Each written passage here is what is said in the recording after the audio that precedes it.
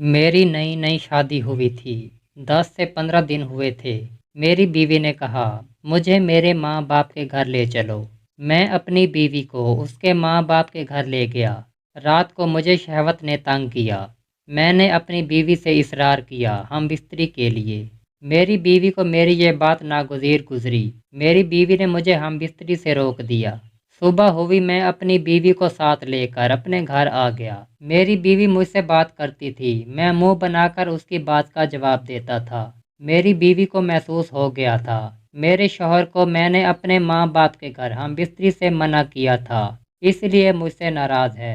मैं सिर्फ ये मालूम करना चाहता था कि शरई लिहाज से मेरी बीवी ने ये काम ठीक किया या गलत। जोहर की अजान आई, मैं नमाज पढ़ने के लिए मस्जिद चला गया। नमाज पढ़कर मैं मस्जिद में बैठा रहा। बाकी नमाजी चले गए तो इमाम साहब ने मुझसे मुखातिब होकर कहा, बेटा क्या बात है? मैंने इमाम साहब से कहा, आपसे शरई लिहाज से रहनुमाई लेनी थी। इमाम साहब ने कहा, पूछिए क्या बात है? मैंने कहा, क्या बीवी अपने माँ बाप के घर अपने शौहर को हम बिस्तरी से मना कर सकती है? इमाम साहब मेरी बात को समझ गए। उनको मालूम था मेरी नई नई शादी हुई है। इमाम साहब मेरे साथ बैठ गए और मुझसे कहा, बेटा ये मसला तुम्हारे साथ हुआ है या वैसे ही पूछ रहे हो? मैंने कहा, जी हाँ, मेरे साथ ही ये मसला हुआ है।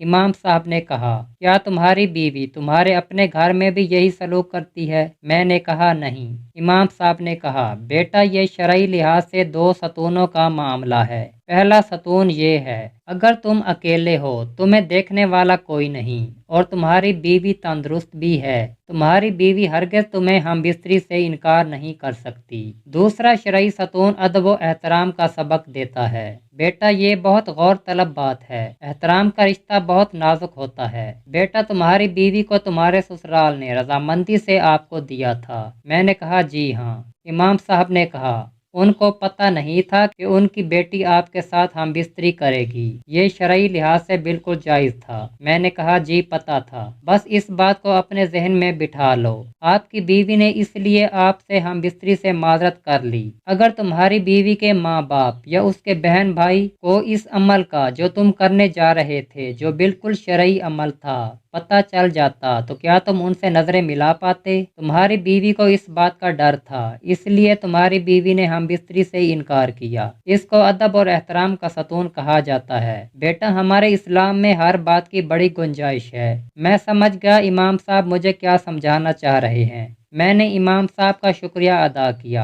और इनसे इजाज़त लेकर अपने घर आ गया और अपनी बीवी से हंसी खुशी बातें करने लगा तो मेरी बीवी हैरान हो गई। मस्जिद जाने से पहले तो मेरे साथ सही तरीके से बात नहीं करता था, अब क्या हो गया है? फिर मेरी बीवी भी मुझसे हंसी खुशी बातें करने लगी।